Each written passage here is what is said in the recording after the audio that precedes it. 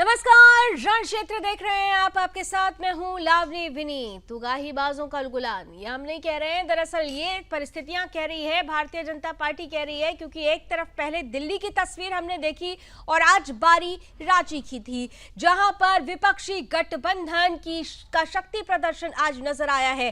विपक्षी गठबंधन India block के तमाम बड़े नेता आज यहां पर सामने आकर एक बार फिर से भारतीय जनता पार्टी के खिलाफ बिगुल फूंकते हुए नजर आए हैं। पहले चरण का चुनाव संपन्न हो चुका है। दूसरे चरण से पहले एक तरफ भारतीय जनता पार्टी ने कमर कस रखी है, प्रधानमंत्री नरेंद्र मोदी जहां एक तरफ आज राजस्थान में मोर्चा संभाल रहे हैं, तो वहीं दूसरी तरफ विपक्षी रांची में गरज रहे हैं। यहां पर स्पष्ट रूप से विपक्षी गठबंधन सामने आकर ये कह रहा है कि उलगुलान का मतलब होता है बड़ा विद्रोह। ये बड़ा विद्रोह उस ताकत के खिलाफ है जो लोकतंत्र के खिलाफ खड़ी है। ये विपक्षी कह रहे हैं लोकतंत्र को बचाना है तो भाजपा को हटाना है। वहीं दूसरी तरफ भारतीय जनता पार्टी है जिसने साफ तौर पर आज की इस इंडिया ब्लॉक की महारैली, उलगुलान महारैली, न्याय महारैली, इसे द ग्रेट फैमिली शो करार दे दिया है। भारतीय जनता पार्टी की तरफ से कहा जा रहा है दरअसल कि ये वो गठबंधन है जो सिर्फ परिवारवाद और जातिवाद पर चल रहा है, जो देश को नहीं जानता, जो संविधान को नहीं समझता, जो लोकतंत्र के मायने नहीं जानता, जो जानता है तो सिर्फ परिवार। एक तरफ विपक्षी गठबंधन हल्ला बोल रहा है तो दूसरी तरफ भारतीय जनता पार्टी ताबड़तोड़ रैलियों के माध्यम से इसी विपक्षी गठबंधन पर सवाल खड़ा कर रहा है। सवाल यह भी है कि एक तरफ विपक्षी गठबंधन अपनी एकजुटता, अपनी ताकत को दिखाने का प्रयास कर रहा है, दूसरी तरफ उसी महारैली से एक ऐसी तस्वीर नजर आती है जो ये पूछ रही है कि आखिर ये एकता कैसी है। बड़े चेहरे तो बड़े मंच पर एक साथ नजर आ जाते हैं, हाथ से हाथ, ताल से ताल मिलाते नजर आते हैं, लेकिन जो कार्यकर्ता हैं, जो समर्थक हैं, वो एक दूसरे पर कुर्सियां चलाते हुए नजर आते हैं। तो ऐसे में इस एकता को अमली जामा पहनाने की जिम्मेदारी जिन्हें दी गई है वो किस हद तक पूरी हो रही है, ये भी एक सवाल खड़ा हो रहा है। आज की तस्वीरों के आने के बाद किस तरीके से दोनों ही पक्षों से बयानों के तीर चले, विपक्षी गठबंधन इंडिया ब्लॉक ने आज इस महारैली के माध्यम से कैसे भारतीय जनता पार्टी पर सवाल खड़े किए और भारतीय जनता पार्टी ने सवालों का जवाब सवाल से ही कैसे दिया, आइए जरा आज का बयान तीर देखते हैं।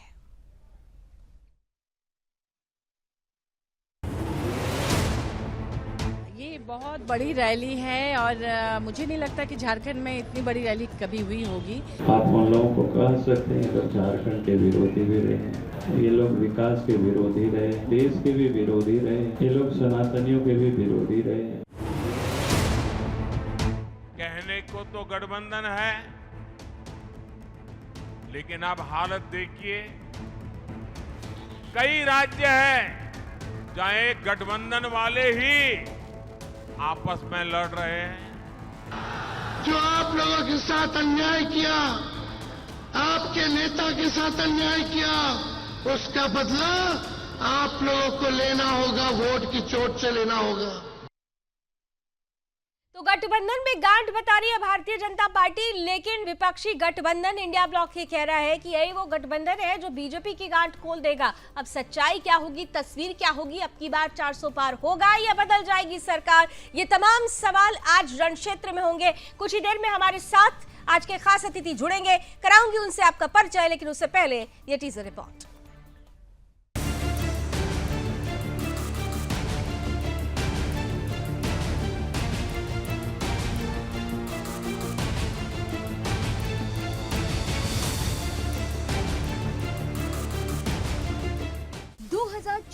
लोकसभा चुनाव का रण तैयार हो चुका है। बीजेपी देश भर में अपनी रैलियों, जनसभाओं के माध्यम से हुंकार भर रही है। दूसरे चरण के लिए प्रचार अभियान जोर शोर से जारी है। दूसरी तरफ विपक्षी गठबंधन भी है जो इसी कड़ी में रविवार को शक्ति प्रदर्शन करता हुआ नजर आया। रविवार को इंडी गठबंधन ने रांची में उलगुलान न्याय महारैली का आयोजन किया। रांची के प्रभात तारा मैदान में विपक्ष शक्ति प्रदर्शन के लिए एकजुट हुआ था। रैली में कांग्रेस समेत गठबंधन की प्रमुख पार्टियों के चेहरे शामिल होने वाले थे, लेकिन अंतिम समय में खबर सामने आई कि राहुल गांधी की तबीयत खराब है। फिलहाल वो नई दिल्ली से बाहर जाने में असमर्थ है। हालांकि कांग्रेस ने साथ ही में घोषणा कर दी कि कांग्रेस अध्यक्ष मल्लिकार्जुन खड़गे सतना में जनसभा को संबोधित करने के बाद रैली में शामिल होंगे। और इंडिया गठबंधन एक साथ है, तो इस रैली की सफलता का हमें पूरा विश्वास है। तो सुना आपने, ये बयान है झारखंड मुक्ति मोर्चा की सांसद महुआ मांझी का, जिनकी बातों से इंडी गठबंधन की इस रैली को लेकर उत्साह साफ नजर आ रहा है। जेएमएम सांसद गठबंधन की एकजुटता की बात करते हुए नजर आ रही है, लेकिन इस रैली के दौरान गठबंधन के कार्यकर्ताओं की कुछ ऐसी तस्वीरें सामने आई जिनसे इंडी गठबंधन की एकजुटता की जमीनी हकीकत का अंदाजा आसानी से लगाया जा सकता है। वहीं रांची भाजपा के प्रदेश अध्यक्ष और पूर्व मुख्यमंत्री बाबूलाल मरांडी ने रैली से पहले ही गठबंधन पर जोरदार निशाना साध दिया। तो ने कहा कि वो वही लोग आ रहे हैं, आप उन लोगों को कह सकते हैं ये लोग झारखंड के विरोधी भी रहे हैं, ये लोग विकास के विरोधी रहे, देश के भी विरोधी रहे, ये लोग सनातनियों के भी विरोधी रहे। इंडी गठबंधन की इस रैली में बड़े नेताओं ने भी बीजेपी पर जमकर निशाना साधा, लेकिन रैली में हुई हिंसा की तस्वीरें इतनी तेजी से वायरल हो रही कि इंडी गठबंधन की एकता और जीत के आसार पर ही सवाल गहराने लगे। Bureau report, Sudarshan news.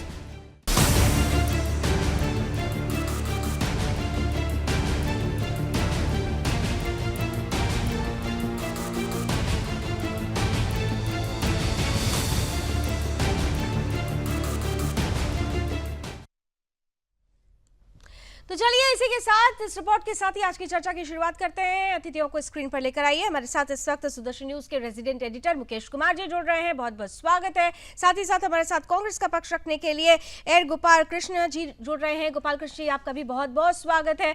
मैं मुकेश जी आपके पास आऊँ उससे पहले जरा गोपाल जी के मन में जो चल रहा है, पहली प्रतिक्रिया उनकी ले ली जाए।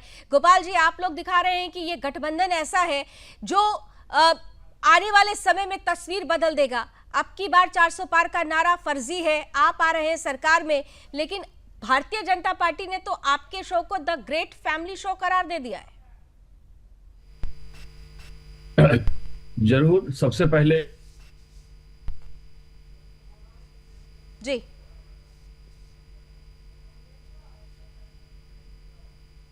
मुझे लगता है शायद गोपाल जी से हमारा संपर्क टूटा। आइए मुकेश जी के पास ही चलते हैं। जो लोगों को खुद अपनी हार जब नजर आ रही है ना, वो बेचैन हो गए हैं। उन्होंने यहाँ तक कि प्रधानमंत्री जी ने पार्लियामेंट के अंदर से 400 पार की घोषणा कर दी, जो कुल मिलाकर असंवैधानिक है, अनकॉन्स्टिट्यूशनल है। आज तक भारत के इतिहास में किसी ने पार्लियामेंट के अंदर से कोई प्रेडिक्शन फिगर नहीं दिया था। लेकिन कल का मतदान देख लीजिए, 19 तारीख का मतदान देख लीजिए कि कितना निराशा है मन में, कितना अवॉइडनेस है, कितना अवॉइड किया है लोगों ने। कई जगह पर औरंगाबाद जिले में बोर्ड लगाई गई कि भाई हम चुनाव का बहिष्कार करते हैं। तो ये प्रधानमंत्री के लिए अच्छा लक्षण नहीं है, पहले ही चरण में ये हो जाना। सर, आपका कैलकुलेशन कैसा है? क्योंकि ये तो कहा जाता है कि जब ज्यादा मतदान होने लगता है तो उसे कहा जाता है एंटी इनकम्बेंसी, यानी बदलाव चाहती है जनता। लेकिन अगर बदलाव नहीं होता, नहीं चाहती जनता, तो ये तस्वीर सामने आती है। तो कैसे कैलकुलेशन कर रहे हैं आप लोग? इससे आप ये कहीं से नहीं जोड़ सकते हैं। मैं इससे बिल्कुल, वो नाराजगी है बहुत सारी बातों को लेकर, बेरोजगारी को लेकर। छात्र अब व्हाइट इग्नोर कर रहे हैं, उनके कोर वोटर ठाकुरों ने बहिष्कार किया है, ठाकुरों गांव से बहिष्कार की फोटो आ रही है। उसके बाद किसान ने व्हाइट किया कि जिस किसान आंदोलन में 700 किसान शहीद हो गए, आज हम उसको वोट देने से मना करते हैं। ये सारा चीजें 2019 के बाद ये सेकेंड टर्म में प्रधानमंत्री के हुआ है। ये घोर निराशा का सूचक है, लोकतंत्र के लिए कहीं से अच्छा नहीं है। और प्रधानमंत्री जी का इस बार जाना घोर निराशा का सूचक है। भारतीय जनता पार्टी के अतिथि अब से कुछ देर में हमारे साथ जुड़ेंगे, उनसे इस सवाल का जवाब लूंगी। उससे पहले मुकेश जी के पास जाती हूँ। मुकेश जी, आज एक तरफ राजस्थान में प्रधानमंत्री नरेंद्र मोदी गरज रहे थे, जालौर में हमने सुना, फिर अभी बांसवाड़ा से तस्वीरें आई, और दूसरी तरफ इंडिया ब्लॉक है। दोनों ही रैलियों में भीड़ तो नजर आ रही थी, लेकिन एक तरफ रांची की तस्वीर थी जहां पर कुर्सियां चल रही थी, और एक तरफ राजस्थान की बांसवाड़ा की तस्वीर थी जहां पर मोदी मोदी के नारे लग रहे थे। गोपाल कृष्ण जी आश्वस्त हैं, कह रहे हैं कि इस बार देखिएगा बहुत कुछ बदल जाएगा। रैलियों से ही तो तस्वीरों का अंदाजा लगाया जा सकता है। बिल्कुल लावनी, आपने सही कहा, रैलियों से अंदाजा लगाया जा सकता है। लेकिन इन दिनों में, ये पहले की बात है, आज 10 साल 15 साल पहले की बात, मैं नहीं सुन पा रही हूँ, प्लीज। 10 से 15 साल पहले की अगर बात करते तो इस तरीके की एनालिसिस जो है वो सही साबित होती थी। लोग भीड़ से अंदाजा लगाते थे कि कौन सी पार्टी जीत रही है, कौन सा कैंडिडेट जो है वो जीत रहा है और कौन सा नहीं जीत रहा है। लेकिन अभी जिस तरीके से भीड़, दोनों ही पार्टियों के जो प्रत्याशी जब मैदान में आते हैं, प्रचार के लिए जाते हैं, तो भीड़ जो है बराबर संख्या में जो है आपको देखने को मिलेगा। मैं पिछला 2019 की तस्वीर आपको याद दिलाना चाहूंगा कि जब बिहार में तेजस्वी यादव जो प्रचार कर रहे थे, लाल यादव सभी जेल में थे और कांग्रेस के नेता भी जो प्रचार कर रहे थे, तो उनमें भी उतनी ही भीड़ जो है वो देखने को मिल रही थी जितना एनडीए के रैलियों में, प्रधानमंत्री की रैलियों में, चाहे जो नीतीश कुमार जब रैली कर रहे थे तो उतनी ही भीड़ थी। तकरीबन जो है एक जैसी भीड़ जो है देखने को मिलती थी। लेकिन हुआ क्या 2019 में, सुपड़ा साफ हो गया। केवल एक सीट जो है किशनगंज वाली, जहां पर की 62% मुस्लिम आबादी है, वहां से केवल एक सीट बिहार में जो है कांग्रेस के खाते में गई थी और बाकी की सभी 39 सीटें हैं वो जो एनडीए के खाते में गई थी। इसलिए भीड़ से अंदाजा लगाना जो है अब थोड़ा मुश्किल है, क्योंकि अब जो है वोटर जो है बहुत चालाक हो गया है, बहुत ही मतलब साइलेंटली वोट करता है। ट्रेंड हमेशा बदलता रहता है। अब जो नए युवा है, जो कि करीब इस बार जो है 60 से 62% नया जो युवा है, जो 18 से 25 वर्ष के भीतर में जो है वो मोदी को वोट करना चाहते हैं। उन्हीं में से कुछ लोग जो है वो राहुल को भी पसंद करते हैं। तो वो अपना पत्ता अभी नहीं खोल रहे, वो सीधे जो है जब वो मतदान केंद्र पे जाते हैं, बूथ पर जाते हैं, तो वो वोट डाल करके आते हैं। इससे पहले अगर आप उनसे बात करेंगे, वो इशू बेस्ड जो है आपसे बात करेंगे। यानी पहले के जो लोग थे जो इमोशनली वोट डालते थे, लहरों पे सवार होकर के वोट डालते थे, उस तरीके उस ट्रेंड में जो है आपको कुछ जो है वो कमी आई है। लेकिन अगर दोनों के प्रचार के ट्रेंड को देखेंगे, अगर आप इंडी गठबंधन के लोग जिस तरीके से प्रचार कर रहे हैं और जब मोदी, अमित शाह, जेपी नड्डा, राजनाथ सिंह या कैंडिडेट्स हैं उनके, वो जब रैलियां करते हैं तो उसमें एक मोदी लहर दिखती है। क्योंकि बीजेपी को, एनडीए को एक एज इसलिए मिला हुआ है क्योंकि एनडीए अभी सत्ता में है, 10 साल से लगातार सत्ता में है और अभी तक एंटी इनकम्बेंसी कहीं देखने को नहीं मिली है। प्रो कम्बेंसी जो है वो देखने को मिली है, क्योंकि लोग जो है वो मोदी के कामकाज से खुश हैं। ठीक है। जो इंडी गठबंधन के लोग जो आरोप लगा रहे हैं कि युवाओं को रोजगार नहीं मिला, चाहे किसान नाराज हैं, युवा नाराज हैं, महिलाएं नाराज हैं, आदिवासी नाराज हैं, दलित नाराज हैं, ये केवल जो एक चुनावी नारा से ज्यादा कुछ भी नहीं। क्योंकि जब इनसे आप बात करेंगे चुनावी नारा, जी ठीक है, मैं गोपाल जी के पास जरा यही प्रश्न के जाती हूँ क्योंकि कांग्रेस से अब हमारे साथ जुड़े हुए हैं। गोपाल जी, मुकेश कुमार जी सुदर्शन न्यूज के रेजिडेंट एडिटर हैं और अभी ग्राउंड पर जाकर उन्होंने कई तस्वीरें ली हैं, देखी हैं, लोगों से बात की है।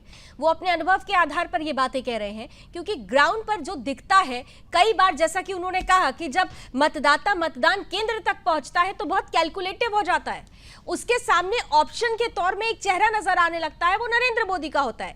कहीं इस कैलकुलेशन को आप लोग समझ पा रहे हैं या नहीं समझ पा रहे हैं, या सिर्फ आप एक उलगुलान करेंगे, न्याय महारैली की बात करेंगे, लेकिन उसके पीछे जो तस्वीर है उगाहीबाजी की, उसे भी तो जनता देखेगी, भूलेगी नहीं।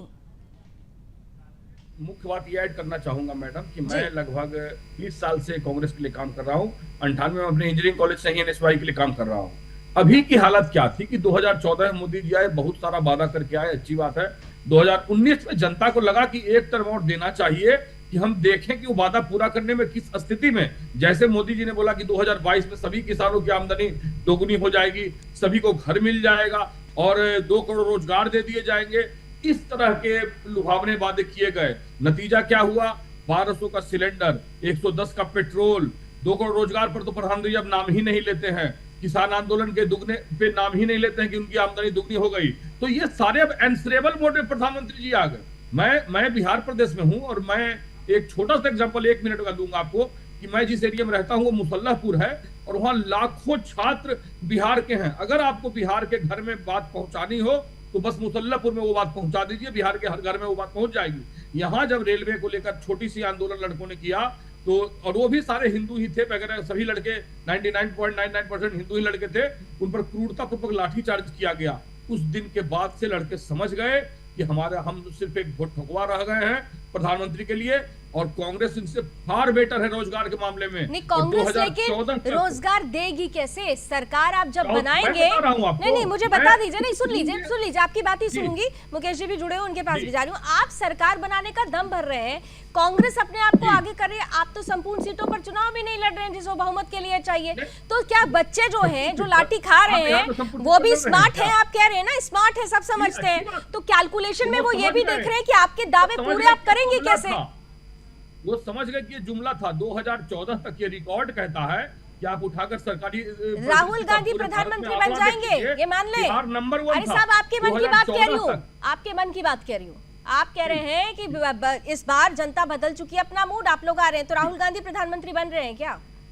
फिर आप राहुल गांधी इंडिया गठबंधन की बात करें। अरे भाई, इंडिया गठबंधन की ही तो राहुल गांधी भी है ना, कांग्रेस है ना।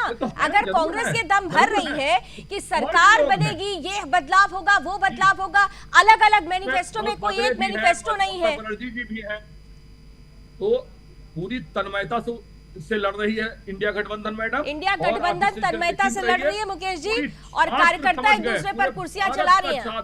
आरजेडी और कांग्रेस के कार्यकर्ता एक दूसरे पर आज की रैली में कुर्सियां फेंकते हुए एक दूसरे का सिर फोड़ते हुए नजर आए हैं, और इंडिया गठबंधन सरकार बना रही है। मुकेश जी जल्दी से एक कमेंट काउंटर। बिल्कुल बिल्कुल, मैं देखिए 3 जो चीजें हैं वो इन्होंने कहा कि जो वादे किए थे वो वादे पूरे किए कि नहीं। डेफिनेटली ये बात तो मोदी जी हर एक रैली से कहते हैं कि जो भी वादा किया था पूरा किया। अब जो वादा इनको लग रहा है, जो इनका पोल इशू है वो उसका जिक्र कर रहे हैं, लेकिन जो वादा पूरा कर लिया उसका ये नहीं कर रहे।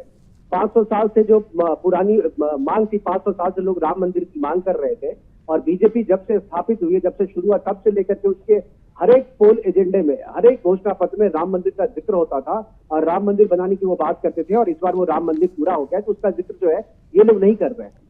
नौकरी की जो बात करें, 2 करोड़ लोगों को नौकरी देने की, 2 करोड़ लोगों को सरकारी नौकरी देने की बात नहीं कही गई थी, रोजगार उपलब्ध कराने की बात कही गई थी, और 2 करोड़ से ज्यादा लोगों को रोजगार मिला है। ये जो इंफ्रास्ट्रक्चर का डेवलपमेंट हुआ है उसमें कितने लोगों को रोजगार, और जो लाठीचार्ज की बात इन्होंने की, सैदपुर मुसल्लापुर की जो बात की, मैं भी पटना का ही हूँ, मुसल्लापुर से बहुत अच्छी तरह से परिचित हूँ। वहाँ पूरे बिहार के लोग आकर के वहाँ पर हॉस्टल में रहते हैं, वहाँ पर पटना यूनिवर्सिटी का भी हॉस्टल है, वहाँ पर सारे बच्चे रहते हैं, और वहाँ पर सारे बिहार की जानकारी आपको एक उस मोहल्ले में मिल जाएगी आपको। ये बात बिल्कुल सही है, लेकिन जो लाठीचार्ज हुआ था, लाठीचार्ज किसने कराया था? नीतीश कुमार के साथ लालू यादव की सरकार थी, और वो लाठीचार्ज जो थे आपके आरजेडी के कोटे के मंत्री थे, उन्होंने करवाया था, और बहुत ही हम लोगों ने दिखाया भी था, वो गलत हुआ था। सरकार किसी की भी रहे, मंत्री कोई भी रहे, स्टूडेंट पे लाठीचार्ज नहीं होना चाहिए। और वो मांग लाठीचार्ज क्यों हुआ था? क्योंकि तेजस्वी यादव ने विधानसभा में कहा था कि हम सरकार में आते ही पहले कलम से जो है 10 लाख लोगों को नौकरी देंगे, और दिन ब दिन बीत गया था, 2.5 साल 3 साल हो गए थे, और आपने नौकरी नहीं दी, तो वो आपके विरोध में वो कर रहे थे, वो मोदी के विरोध में नहीं कर रहे थे। इसलिए आप जो है कहीं का ईंट कहीं का रोड़ा, मिला कानू भानुमती का कुनबा जोड़ा, ये इस तरीके की बात करके चुनाव नहीं जीते जाते। आप जब टेलीविजन डिस्कशन में हैं, आप यहाँ पे पैनल पे, तो आपको सही बातें कहनी चाहिए, तथ्यों के साथ अपनी बात रखनी होगी। बिल्कुल, तथ्यों के साथ, वो चाहे किसी चैनल का डिबेट पैनल हो या फिर आप जनता के बीच में जा रहे हो सबसे बड़े पैनल के साथ। यहाँ पर ठीक है, मैं आ रही हूँ कृष्ण गोपाल कृष्ण जी, मैं आपके पास आ रही हूँ, क्योंकि हमारे साथ भारतीय जनता पार्टी और आरजेडी के भी अतिथि जुड़ चुके हैं। स्वागत करते हैं। बीजेपी से हमारे साथ पक्ष रखने के लिए सूर्य कुमार मैथिल जी हैं, और आरजेडी से आजाद गांधी साहब जुड़ रहे हैं। आप दोनों का बहुत बहुत स्वागत है। मेरे ख्याल से आप भी फोन लाइन पर हैं, शायद कनेक्टिविटी की कोई प्रॉब्लम है, लेकिन चलिए आजाद गांधी साहब आपके पास आ रहे हैं। आप लोग बड़ी रैली कर रहे हैं, लेकिन हमने तस्वीरें देखी कि आपस में ही आरजेडी और कांग्रेस के कार्यकर्ता लड़ गए, और यही वजह रही कि बीजेपी को मौका मिला और उन्होंने कह दिया कि भाई आपने तो आज the great family to get together show कर दिया है। देखिए, जो रैलियां हो रही है, अभी हाल ही में आज झारखंड में रैली हुई, और 1 किलोमीटर तक का लंबा काफिला का भीड़ था। जहां तक जा रही थी, खाली भीड़ ही भीड़ नजर पड़ रहा था वहाँ। और मोदी सरकार का जो 10 बरस का कार्यकलाप था, उसकी आलोचना के अलावा कोई दूसरा चीज वहाँ नजर नहीं आया। तमाम जितने भी वक्ता थे, तमाम लोगों ने इस चीज का विरोध किया कि केजरीवाल को जेल भेजना अनुचित था, हेमंत सोरेन जी को जेल भेजना अनुचित था। ये एकदम अनुचित कदम है। ये मोदी जी का, जो प्रधानमंत्री जी का जो सोच था, ये सोच रहे थे कि डराने और धमकाने से हमारी सरकार आ जाएगी। अब उनको पता चल जाएगा कि इंडिया महागठबंधन का हालात क्या है। मैं आपको दावे के साथ कहता हूं कि भारत में इंडिया जो माहौल बन रहा देश में, जो जनता का रुझान है, और जनता ने माहौल पैदा किया, नेताओं ने नहीं पैदा किया, जनता ने माहौल पैदा किया, समझे कि? और उस जनता का माहौल बता रहा है कि अबरी हम लोग 300 पार, 300 पार जो है अबरिक हम लोग का जो है इंडिया आजाद गठबंधन गांधी जी 300 पार। एक बात का जवाब जरा सीधा सीधा स्पष्ट रूप से दीजिएगा। आप लोग कह रहे हैं कि आप लोग की लड़ाई लोकतंत्र को बचाने की है, संविधान को बचाने की है। इस लोकतंत्र का मजबूत पिलर माना जाता है हमारे यहाँ की न्याय प्रणाली, न्यायिक व्यवस्था। जिनको जेल भेजा गया है वो जेल न्यायिक प्रक्रिया के तहत गए हैं साहब। मोदी जी ने उनको जेल नहीं भेजा है, बकायदा इस देश की अदालत से पूरी न्यायिक प्रक्रिया के तहत ही ये सारा कुछ हुआ है। तो ऐसे में तो आप किस लोकतंत्र को बचाने की बात कर रहे हैं फिर? देखिए, मैं इस बात को कह रहा हूँ कि आज से ईडी नहीं है, ईडी पहले भी काम करता था। तो हमारी भी सरकार ये नहीं कि सिर्फ आज भाजपा की सरकार है, कल मेरी भी सरकार थी। हमने किसी को फंसाने का काम नहीं किया, हम कानून को बंधक हमने नहीं रखा। जबरदस्ती किसी को जेल भेजना आप सरकार में है, आप ईडी को जैसा आदेश दीजिएगा वैसा काम करेगा। नहीं ये तो जो अच्छा, भारतीय जनता जांच एजेंसी को आदेश होता है और कोर्ट के माध्यम से अगर किसी को न्यायिक हिरासत दिया जाए तो क्या कोर्ट को भी आदेश दिया जा रहा है क्या? एजेंसी नहीं, पहले बताइए ना, मेरी बात का जवाब दीजिए, मेरी बात का जवाब दीजिए। ठेठ हिंदी भाषा में मैं बोल रहा हूँ कि जो भारतीय जनता पार्टी का जो सरकारी एजेंसी है, ईडी और सीबीआई, भाई साहब सरकारी एजेंसियों पर आप सवाल खड़ा कर रहे हैं। जिस तरह से होता आप कह रहे हैं कि सरकार सरकारी एजेंसियों का दुरुपयोग कर रही है, उनको जैसा आदेश दे रही है वो कर रही है। क्या कोर्ट को भी आदेश सरकार दे रही है? कोर्ट है क्या?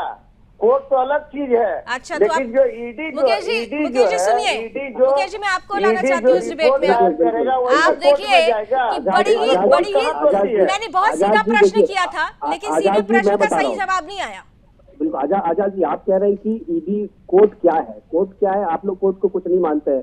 राबड़ी कोर्ट के बारे में क्या कहा था? मेरी बातों को आप उल्टा समझ रहे हैं। नहीं, हम यह बोल रहे हैं, सुनिए ना मेरी बात पहले। हम यह बोल रहे हैं कि आप जैसे ईडी को बोलिएगा उसी तरह से नहीं ईडी काम करेगा, रिपोर्ट चार्जशीट तैयार करेगा। क्या सरकार के हेमंत सोरेन की गलती क्या थी? केजरीवाल की गलती क्या थी? मैं बता रहा हूँ ना, मैं बता रहा हूँ आपको। आजाद गांधी जी आप सुन भी लीजिए, क्योंकि आप लोग फोन लाइन पर हैं। आज थोड़ा सा धैर्य रखिए, सुन लीजिए। सरकार ईडी को भेज सकती है, सरकार जो है गलत तरीके से गिरफ्तार करवा सकती है, हो सकता है सरकार ऐसा कर सकती है। लेकिन उन्हें कोर्ट पे जो है, कोर्ट अगर सरकार गलत करती है तो उन्हें बेल दे सकती है। कोर्ट कह सकती है कि ये आपने गलत किया है। ऐसा एक नहीं, 20 मामले हुए हैं जहां पर सरकार ने उठाया। उत्तराखंड में सरकार जो है, जब राष्ट्रपति शासन लगाया था केजरी ने, तो फिर पलट दिया गया था ना फैसला कोर्ट में, फिर से वहां पर रावत की सरकार आ गई थी ना। तो कोर्ट तो सही है।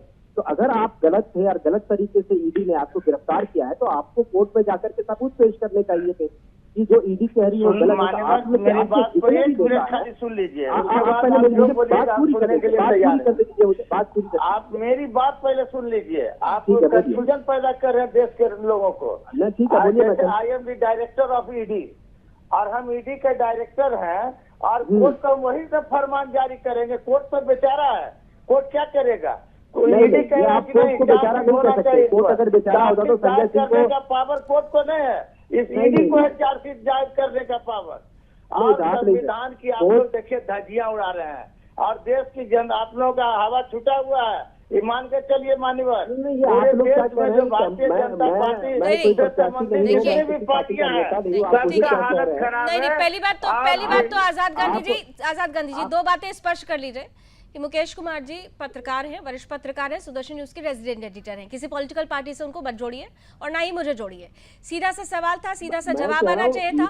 कोर्ट पर भी आपको भरोसा नहीं है, कोर्ट पर भी भरोसा नहीं, और कोर्ट को बेचारा कहकर आपको पता है ना कि आप क्या कर रहे हैं। लावनी देखिए, कोर्ट में ये लोग जब जाते हैं बेल लेने के लिए, बेल मांगने के लिए, तो प्रमाण दें, तथ्य दीजिए। ये मेरिट पे कोई बात ही नहीं करते। कोर्ट पे जाके कहते हैं कि मुझे डायबिटीज है, मुझे इसके लिए दे दीजिए, मेरी माँ की तबियत खराब है इसलिए दे दीजिए बेल, मेरी पत्नी की तबियत खराब है इसलिए मुझे चुनाव में प्रचार करना है, यानी सिंपैथी को आगे रख दिया जाता है, मेरिट को पीछे छोड़ दिया जाता है। गिरफ्तार किया गया है तो आप वो सबूत पेश कीजिए ना। सिंपैथी को आगे रखा जाता है, मेरिट को पीछे छोड़ दिया जाता है। बिल्कुल आपने सही कहा कि सिंपैथी को आगे रख दिया जाता है, मेरिट को पीछे छोड़ दिया जाता है। सूर्य कुमार मैथिल जी भी हमारे साथ फोन लाइन पर जुड़े हुए हैं। सूर्य कुमार मैथिल जी के पास भी चलते हैं, भारतीय जनता पार्टी का पक्ष रखेंगे। सूर्य कुमार जी, ये आप लोग कह रहे हैं कि ये बड़ा फैमिली गेट टुगेदर था, लेकिन यहाँ पर ये कहा जा रहा है कि यही फैमिली इस बार 400 पार के नारे को किस तरीके से उखाड़ फेंकेगी ये जनता भी बताएगी और 4 जून की तस्वीर भी बताएगी। सूर्य कुमार मैथिल जी, धन्यवाद। पहले तो आपको और पूरे देश को भारत माता की जय, वंदे मातरम। और लवली जी जरा आवाज इको कर रही है, प्लीज थोड़ा ठीक करवाइए। ठीक है, प्लीज आप कंटिन्यू कीजिए, आवाज ठीक करवाते हैं। हाँ, अब रही बात फैमिली गेट टुगेदर की, तो एक वो कहावत है, कहीं का ईंट और कहीं का रोड़ा, और भानुमती ने कुनबा जोड़ा। आज वही स्थिति आपने बिहार के अंदर जो रैली हुई और वहां पर जो जूतम पैंजार आरजेडी और कांग्रेस के कार्यकर्ताओं में हुई, उसका एक ताजा उदाहरण है। दूसरी चीज, अभी आप बैठकर ये आजाद गांधी नाम की जो प्रवक्ता आपने बैठाए हैं आरजेडी के, वो कह रहे हैं बेचारा कोर्ट। सोचिए इनकी मानसिकता। आज देश के अंदर यदि सरकारी एजेंसियां भ्रष्टाचार पे चोट कर रही है, ईंटों के सोने की ईंटें और नोटों के बंडल निकाल रही है, तो उनसे बौखलाकर ये लोग सरकारी एजेंसियों पे। देखिए ठीक है सूर्य कुमार जी, 10 सेकंड के लिए प्लीज मैं आपको इंटरप्ट कर रही हूँ। ये तस्वीरें जरा देख लीजिए, जरा फिर से दिखाइए वो तस्वीरें, जरा फिर से दिखाइए। वो तस्वीरें हैं जो इंडिया गठबंधन के ब्लॉक में, देखिए एकजुटता की बात हो रही थी, लेकिन एकजुटता से पहले ही कुर्सियां चल रही थी, एक दूसरे पर हाथापाई की जा रही थी, सिर पर प्रहार किया जा रहा था। ये तस्वीरें हैं और ये अपने आप में बहुत सवाल खड़ा कर रही है। देखिए किस तरह से लाठियां बाजी जा रही है एक दूसरे पर, कुर्सियां एक दूसरे पर फेंकी जा रही हैं। ये कांग्रेस और आरजेडी का गठबंधन, ये इंडिया ब्लॉक, ये एकजुटता, ये एकता, क्या यही एकता देश के लोकतंत्र को बचाने की बात कर रही है? आप सूर्य कुमार मैथिल जी कंटिन्यू कीजिए। जी देखिए, मैं आपको बताऊं कि ना, ये जितना भी इन्होंने एकता बनाई है, गठबंधन बनाया है, ये सभी केवल और केवल अपनी चोरी को छुपाने के लिए, अपनी जो भ्रष्टाचार की कमाई है उसको बचाने के लिए इन्होंने बनाया। अब मैं कुछ पीछे ले चलता हूं। लालू यादव जी की बेटी का नाम है मीसा भारती। लालू यादव जी की बेटी का नाम मीसा भारती है, और मीसा कांग्रेस के द्वारा लगाया गया एक ऐसा कानून था जिसके अंदर विपक्ष को उठाकर बंद कर दिया गया। तो आज लालू यादव जी अपनी उस बेटी को चुनाव लड़वा रहे हैं कांग्रेस गठबंधन के साथ खड़ा करके। और मजे की बात आप देखिए कि लालू यादव जी को कन्विक्ट कराने में कांग्रेस की सरकार का एक बहुत बड़ा हाथ था। चारा घोटाले में जो उन्होंने कंप्लेंट की और जो इन्वेस्टिगेशन की, उसके बाद ही चारा घोटाले के अंदर लालू यादव जी अरेस्ट हुए।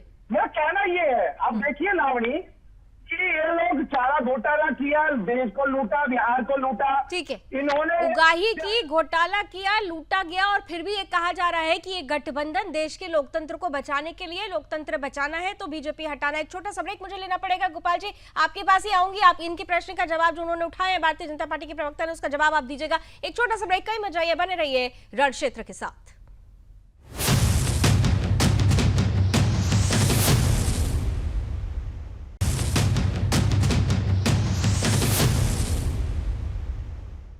तो जारी है रण क्षेत्र, हम बात कर रहे हैं विपक्षी गठबंधन इंडिया ब्लॉक की। आज वहां रैली हुई है, गुलान न्याय महारैली का नाम दिया गया है। हेमंत सोरेन और अरविंद केजरीवाल की गिरफ्तारी के खिलाफ गठबंधन एकजुट होकर भारतीय जनता पार्टी के खिलाफ मोर्चा खोल रहा है। कहा जा रहा है कि लोकतंत्र को बचाना है तो बीजेपी को हटाना है। ब्रेक से पहले सूर्य कुमार मैथिल जी ने कड़े सवाल खड़े किए थे। गोपाल जी इसका जवाब देना चाहते हैं, जल्दी से गोपाल जी जवाब दे दीजिए, फिर मैं बाकी के 2 मेहमानों के पास जाऊंगी। मैडम, सबसे बड़ी बात है ये जान लीजिए कि ईडी की उदंडता देख लीजिए। ईडी के लिए मैं यही शब्द उपयोग करूंगा, उदंडता।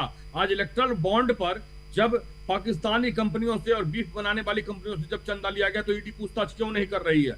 जिस कंपनी की आमदनी ही 100 करोड़ की टर्नओवर है, वो 400 करोड़ का चंदा कैसे दे रहा है? नवयुग इंजीनियरिंग कौन चला रहा है जिस पर सीबीआई बैठ रहा है, उससे चंदा क्यों लिया गया? तो मैडम, ईडी को जवाब देना होगा। ED is doing a criminal offence.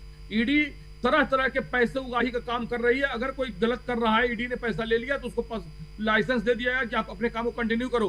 तो ED and CBI is working as a criminal under the IPC. तो सबसे बड़ी बात यह हो जाती है कि ईडी ने जो भी गलत तथ्य पेश किए, चाहे आप हेमंत सोरेन जी को आपने गिरफ्तार, जो इंडिया गठबंधन में ज्वाइन किया, गोपाल कृष्ण जी यही तो बात है। हम ये कह रहे हैं कि चाहे ईडी हो चाहे सीबीआई हो, अगर वो गलत तथ्य पेश कर रही है और आपके पास वो तथ्य हैं, वो पुख्ता सबूत हैं जो साफ गोई दिखाते हैं, चाहे अरविंद केजरीवाल की या हेमंत सोरेन की, तो आप लोग वो तथ्य क्यों नहीं कोर्ट के सामने रख पा रहे हैं? यही तो मैं बोल रहा हूँ कि अगर ऐसा कुछ है तो सबसे पहले अडानी को गिरफ्तार हो जाना चाहिए था। नहीं, ये दूसरी बात है जो मैं बोल रही हूँ, ये बात दूसरी है। आप लोगों को भी तो मौका दिया जा रहा है ना, जब कोर्ट में पहुंचते हैं तो आप लोगों का पक्ष भी तो कोर्ट सुनती है, तो आपके पक्ष में कहां से कमी आ जाती है? आप लोग बीमारी का हवाला क्यों देने लगते हैं? आप मेरिट की बात क्यों नहीं करते हैं? जब मुकेश जी यही बात तो आपसे कह रहे थे अभी, बॉन्ड में चंदा ले रहे हैं तो उन पर आपने क्यों नहीं पूछताछ किया? अडानी पोर्ट का चंदा पर क्यों नहीं पूछताछ किया? मुकेश जी, तरफा नहीं चलेगा ये, मुकेश जी एक तरफा नहीं चलेगा। इलेक्टोरल बॉन्ड पे जो बात आप कर रहे हैं और जिस कंपनी का नाम आप ले रहे हैं, मोदी जी ने उसको तो साफ कर दिया इंटरव्यू में। आप लोगों का जवाब ही तो दे रहे थे मोदी जी, आपके आरोप का ही जवाब देने के लिए उन्होंने इंटरव्यू दिया था।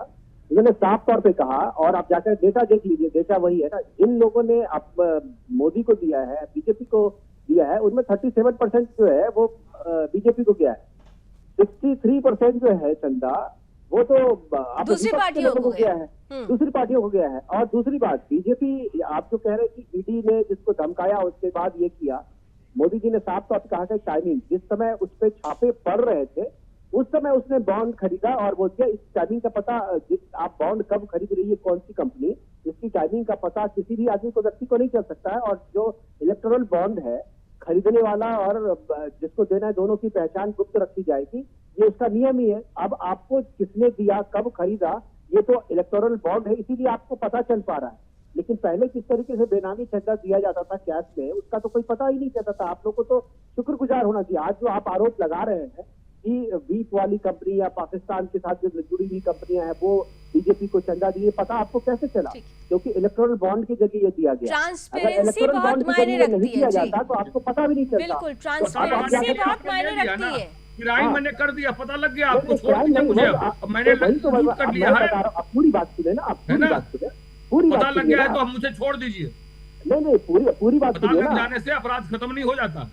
अपराध तो किसी ने खत्म करने की बात नहीं कही है, किसी ने नहीं कही। उन्होंने कहा कि ऐसा नहीं है कि आपने बीजेपी को चंदा दे दिया तो आप मुक्त हो गए, उसने पहले दिया था चंदा।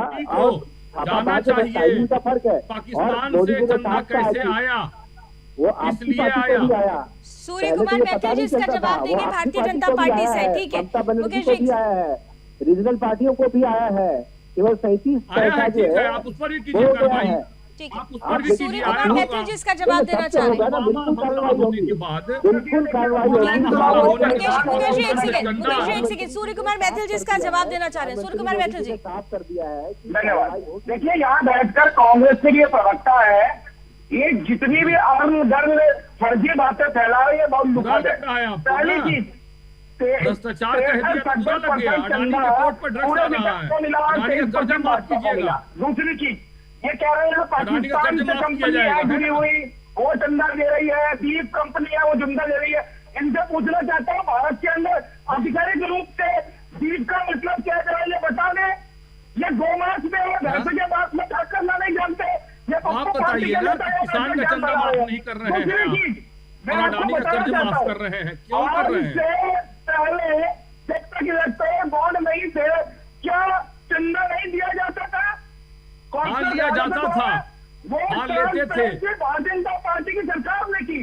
तीसरी चीज, ये लोग लंबी चौड़ी बातें कर रहे हैं। जब सुप्रीम कोर्ट ने अपना डंडा चलाया, रेवंत रेड्डी मुख्यमंत्री बने, सबसे पहले अडानी के सिर्फ उन्होंने 4,000 करोड़ रुपए का प्रोजेक्ट साइन किया। सुप्रीम कोर्ट ने डंडा चलाया तब आपको नाम सामने आया, उस समय तक है ना? आपने अडानी का कर्ज माफ किया 10 लाख करोड़, और किसान का कर्ज आप माफ नहीं कर पा रहे। किस तरह की सरकार चलाते हैं आप लोग? पीएमएलए कानून के अंदर ये व्यापारियों की सरकार है क्या? लोकतंत्र की सरकार? भ्रष्टाचार चलते थे। नहीं, ठीक है, कानून में चेंजिंग करने के बाद ये सरकारी एजेंसियों को मौका मिला ठीक है, क्योंकि आप लोग आज फोन लाइन पर हैं, इसलिए मैं सबको मौका दे रही हूँ। आजाद गांधी साहब भी हमारे साथ हैं, आरजेडी से हैं, उनके पास भी जरा चलना चाहूंगी। आजाद गांधी साहब, आज मैं तेजस्वी यादव जी को भी सुन रही थी, वो कह रहे हैं कि अकेले ही आप लोगों ने बीजेपी की हवा टाइट कर रखी है। आपने अभी पहले चरण में 4 लोकसभा सीटों पर जो इलेक्शन हुए हैं, आप कह रहे हैं कि बम्पर वोटिंग हुई है, जबकि तस्वीर तो थोड़ी अलग आ रही है। वहां ये कहा जा रहा है कि इस बार देखिए दूध का दूध पानी का पानी हो जाएगा। कुछ लोग जरा कंफ्यूजन में हैं, और कंफ्यूजन आप लोगों के लिए कहा जा रहा है। देखिए मैडम, जो चुनाव 4 लोकसभा का हुआ और काफी धूप था, और हमारे वोटर को निकलने में कोई परेशानी नहीं। हमारे वोटर गरीब गुरबा लोग, सामाजिक न्याय के लोग हैं। कतार में लग के सवेरे 6 बजे हमारे वोटर्स वहां हिल गए अपने केंद्रों पर और मतदान करने लगे। ये हमने जो चारों तरफ का जो नतीजा लिया है चारों लोकसभा का, हम तो उचित नहीं है कहना, लेकिन इतना बात तय है कि भारतीय जनता पार्टी की हालात चारों लोकसभा में काफी खराब है। अगर इस तरह का भारतीय जनता पार्टी का रहा इनका व्यवस्था और इनका जो प्रचार करने का जो तरीका है, 400 पार 300 पार, ये जनता नहीं सुनना चाहती है। जनता मंदिर और मस्जिद के चक्कर में नहीं फंसना चाहती है। जनता रोजगार चाहती है। जिस तरह से तेजस्वी यादव ने 17 महीनों के अंदर एक अच्छा रोजगार दिया लोगों को, 5.5 लाख लोगों को हमने रोजगार दिया। इसमें कोई जात पात कहीं कुछ नहीं। अब जनता को चाहिए वर्क, बोली नहीं चाहिए। और भारतीय जनता पार्टी सिर्फ बोली पर विश्वास करती है। एक जो आप लोग कैलकुलेशन समझ नहीं पा रहे हैं, मुझे जरा समझाइए कि आप लोग जिस तरह से बात करते हैं, आप लड़ाई तो लड़ रहे हैं नेशनल प्रोस्पेक्ट की, लेकिन बात आप क्षेत्रीय दल जैसे करने लगते हैं। जनता यहीं पर कंफ्यूज हो जाती है। ये विधानसभा का चुनाव नहीं हो रहा है, राष्ट्रीय स्तर का चुनाव है, प्रधानमंत्री का चुनाव होना है। और प्रधानमंत्री के चुनाव के लिए एक ऐसी शख्सियत चाहिए जिसमें दम खम हो, जिसके वायदों में गारंटी हो। तो मोदी के नाम के आगे तो ऐसा कोई नाम नजर नहीं आता, इसलिए क्योंकि आप लोगों ने अभी तक एक भी नाम सामने नहीं रखा कि आखिर प्रधानमंत्री होगा कौन। आप यहां से चूक तो नहीं रहे? मैडम, मैं आपको बता देना चाहता हूं, ये जो मोदी का गारंटी मिशन ये समाप्त हो गया। भाजपा में काफी अंतरकलह हो गया है। भाजपा के जो भीतरी आरएसएस ग्रुप है वो मोदी को नहीं चाहता है कि मोदी ही सब कुछ है। भाई साहब, अंतरकलह तो आपके गठबंधन में भी हो गया। जेएमएम, आप सुन तो लीजिए, आज जेएमएम ने नेतृत्व किया ना आज की महारैली का। जेएमएम के अंदर ही अंतरकलह हो गया कि क्यों दूसरी पार्टियों को बुला लिया गया, अकेले जेएमएम के साथ ही क्यों नहीं मंच पर ये रैली की गई, क्योंकि रैली में वो चाहते थे कि केवल हेमंत सोरेन की बात हो। तो यहाँ पे भी तो गठबंधन में गांठ नजर आ रही है ना। कहीं हमारा गठबंधन जो है, जो इंडिया गठबंधन है, जिसको अंग्रेजी में शुद्ध भाषा में अटूट कहते हैं, कोई टूट नहीं, कहीं कोई दिक्कत नहीं है। लास्ट 20 सेकंड मुकेश जी से समाप्त करती हूँ। Mukesh ji, all in all क्या देख रहे हैं, क्या कह रहा है आपका राजनीतिक चश्मा? जल्दी से 20 second sir, last. Azad ji जो अभी कह रहे हैं कि बीजेपी के भीतर जो है वो टूट हो गया है और एक अलग गुट हो रहा है, मोदी के खिलाफ हो गया। मुझे लग रहा है कि इनको बता कौन रहा है, बीजेपी में कौन से लोग हैं जो इनको बता रहे हैं। ये दिल बहलाने को ख्याल अच्छा है गालिब, और चुनौती इनको महत्वपूर्ण है। चलिए, दिल बहलाने को ख्याल अच्छा है गालिब, अच्छी बात कही आपने मुकेश जी। आप दिल बहला रहे हैं, लेकिन देखिए तस्वीर तो 4 जून के लिए हमें इंतजार करना पड़ेगा कि तस्वीर क्या होगी। हालांकि अपने अपने दावे हैं, अपने अपने दम हैं, और ये दम और दावे किस तरीके से हकीकत में बदलेंगे ये 4 जून को पता चलेगा। लेकिन चुनावों का ये 6 चरण बहुत दिलचस्प होगा। आप सभी से मुलाकात होती रहेगी रण क्षेत्र में। आज समय बस इतना ही। आप सभी का बहुत बहुत धन्यवाद हमारे साथ जुड़ने के लिए। आज बस इतना ही। देश और दुनिया की तमाम खबरों के लिए आप देखते रहिए सुदर्शन न्यूज। जय हिंद।